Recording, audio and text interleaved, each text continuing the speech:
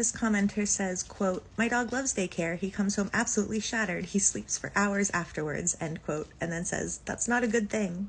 And this is true. And I think this goes back to that idea of a tired dog is a good dog. But we don't want our dogs to be satiated to the point of exhaustion.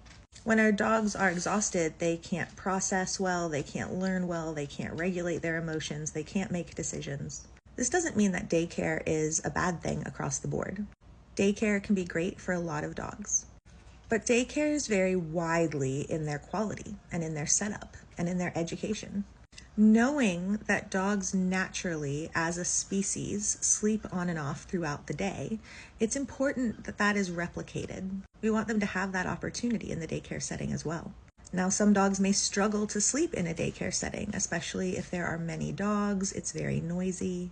And some daycares don't offer rest or nap time. And it's tricky. I've even seen pet parents be upset that the daycare does have a nap time or a crate time, not understanding that the business is actually looking out for the dog's ability to engage in species-typical behavior. I always guide my clients to look at the dog's behavior after the event. And this can be daycare, it can be one of our training sessions, a vet visit, your walks. After a big event where it's reasonable that our dog would be tired, it's normal that they would then sleep. Being tired on its own isn't a problem. When a dog is tired and then goes to sleep, they will then often wake up feeling refreshed and good. If they've been pushed to the point of exhaustion, though, or they experience toxic levels of stress, they may wake up from that rest seeming more restless, more frantic, getting into things. Their threshold for stress might be lower. They might be more excitable. And this can be a sign that they experienced more like day with your accountant kind of stress, as opposed to like day with friends kind of stress. Because stress isn't inherently bad, but we're talking about levels of stress and then the flavor of the stress, the emotions under it. If your dog is sleeping for multiple days after something, that's a big recovery period, and we might really want to take a look at, was this beneficial? Did my dog need more opportunities for rest throughout this? What was the flavor of the arousal? Was my dog having fun? And it's important to note here that when levels of arousal hit a certain point, it can be very difficult to determine what the underlying emotion is until we get a bit lower on the stress scale. Because even if we started out happy, by the time we're experiencing high levels of stress, we're no longer having a good time.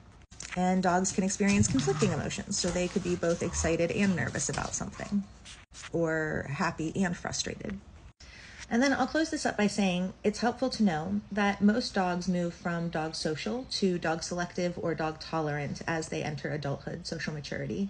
It is normal for them to then age out of daycares and dog parks. Dogs in social maturity, adult dogs, tend to like slower, longer introductions, and they tend to do less active playing and more parallel activities than puppies. And we should see a nice ebb and flow in these relationships, in these interactions, and that's true of our adolescents and our puppies as well, which daycare and dog parks don't always facilitate. Again, there's a wide variety of quality and setup to dog parks and to daycares. I'm not anti-daycare. I'm not even anti-dog park.